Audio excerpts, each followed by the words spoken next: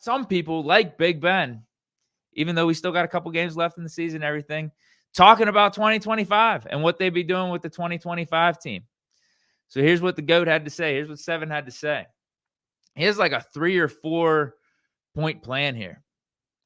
3 or 4 like main keys on what the Steelers should be doing for next season. So first he says, you got to find more weapons on offense. I think you feel comfortable on the line. You got to go find some playmakers, though. Roethlisberger said the Steelers need to find a true outside receiver. Said that he'd try to re-sign Naji on a cheap deal. Roethlisberger praised what Calvin Austin III has done this season and mentioned Roman Wilson can fit in, but views both as true slot receivers. And the Steelers will certainly look to upgrade on the outside. He also went on to say that he'd like to retain both Fields and Russell Wilson.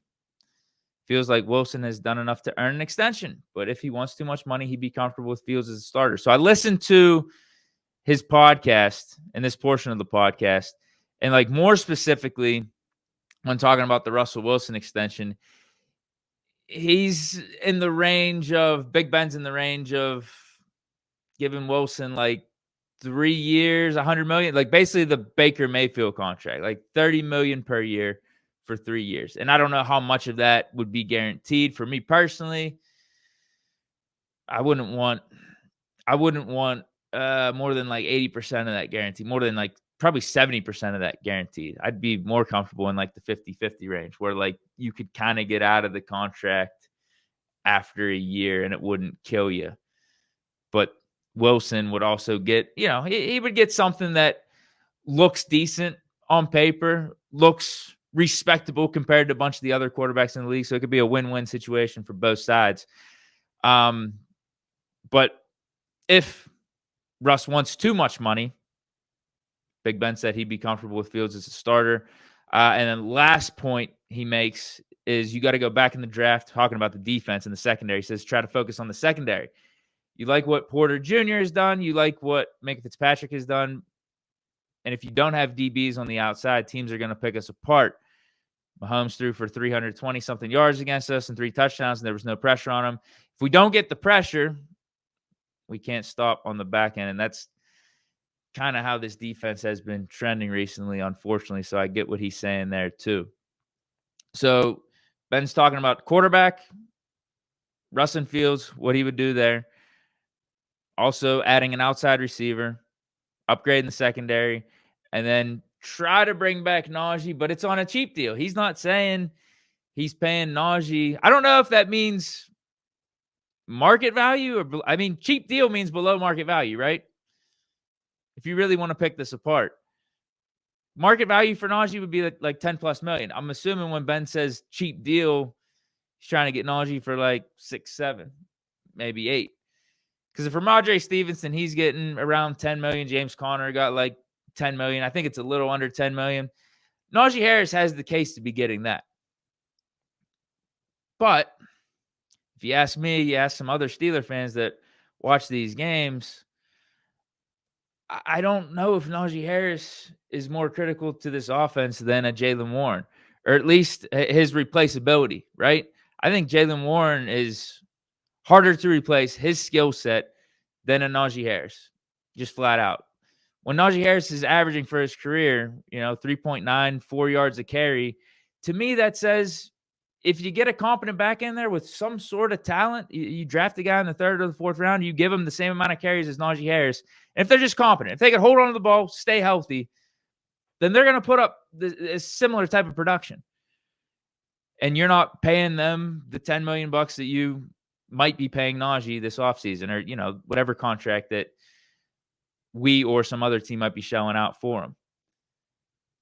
I think it's just the nature of the position, man. It's the unfortunate nature of the position where you got to prioritize every other position on offense before running back.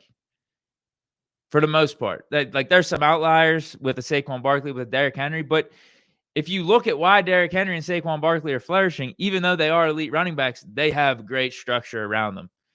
One can argue both of those teams did prioritize everything else outside of running back, but they had some leftover cap space this offseason and said, you know what, why not? Why not try to just bolster up our offense even more and load it up and bring in 2 of the top running backs in the league.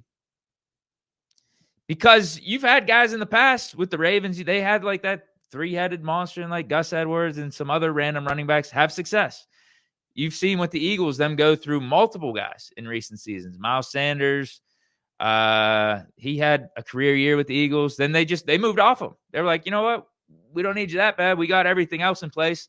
Let's just bring in another guy. They brought in DeAndre Swift after he failed in Detroit. And DeAndre Swift, he had a career year with the Eagles. So that's kind of my point in all this is if we have our O-line straightened up, if we have our quarterback, we got the receivers, we got the tight ends, then it should just be plug and play.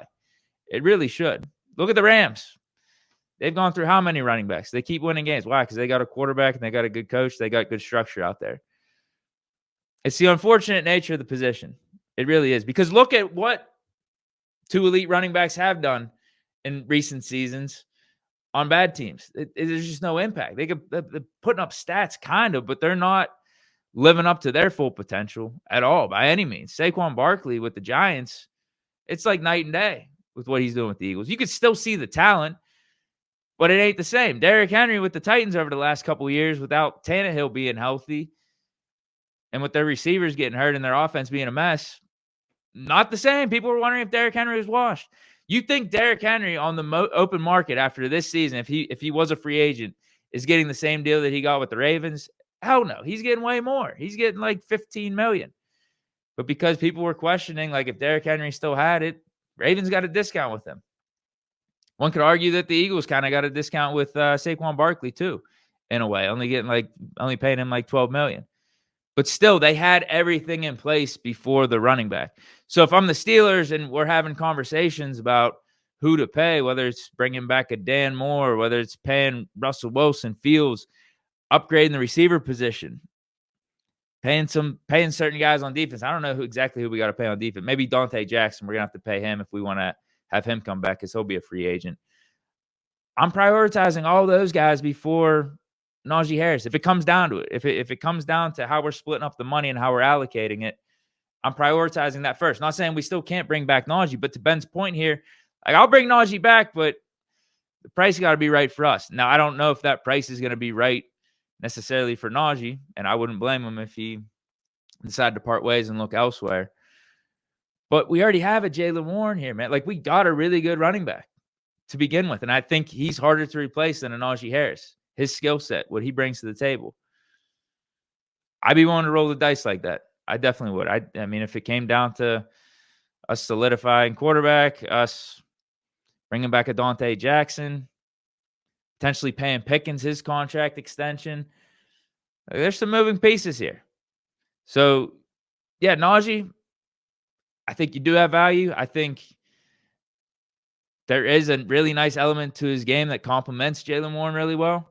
Like they got a really good duo. It's lightning and thunder. But if it comes down to it, sometimes a team and a player just got to part ways.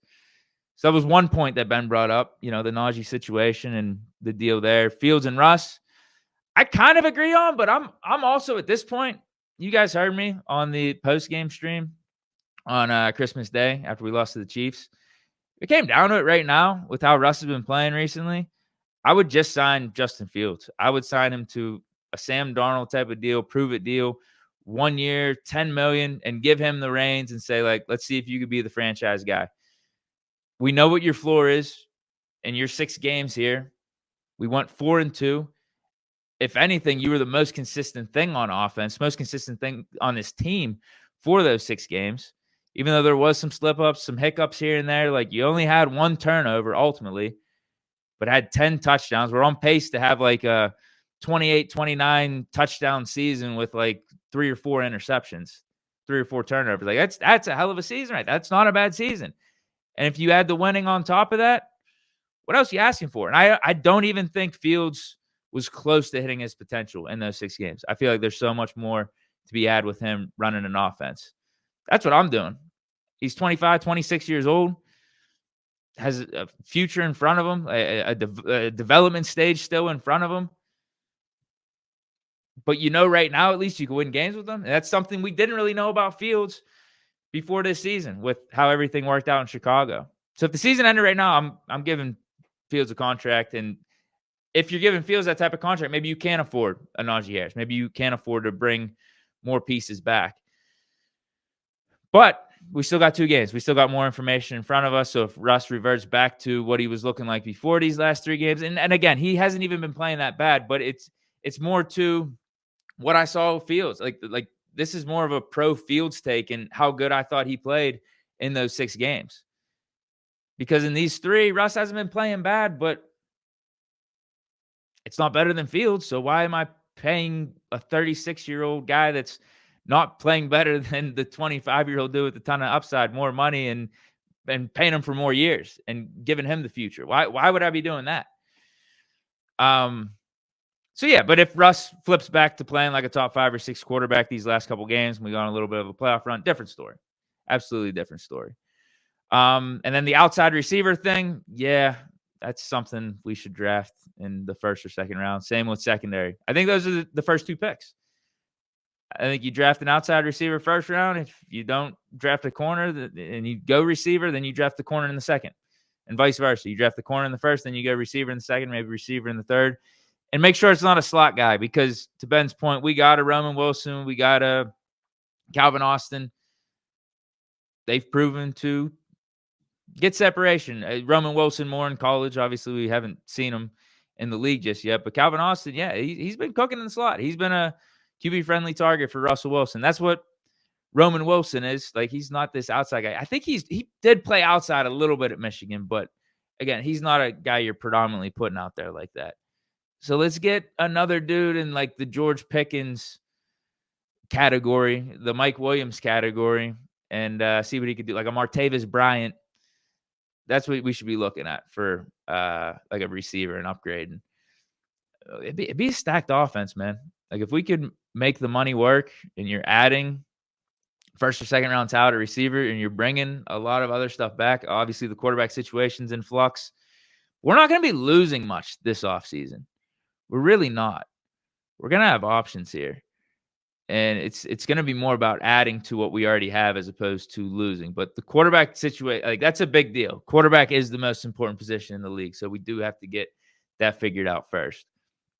But yeah, we do need to upgrade receiver and secondary. No doubt in my mind. We could look at free agents maybe at receiver. I know T. Higgins is potentially going to be out there. But I wonder if he's just going to cost too much money. But you're seeing, that's what's going on in my mind right now. Like, can you get away with paying 2 receivers that type of money? You see some teams like Dolphins ain't really working out too well with Tyreek Hill, Jalen Waddle. But then look at the Eagles. They got Devonta Smith and A.J. Brown working out really, really well.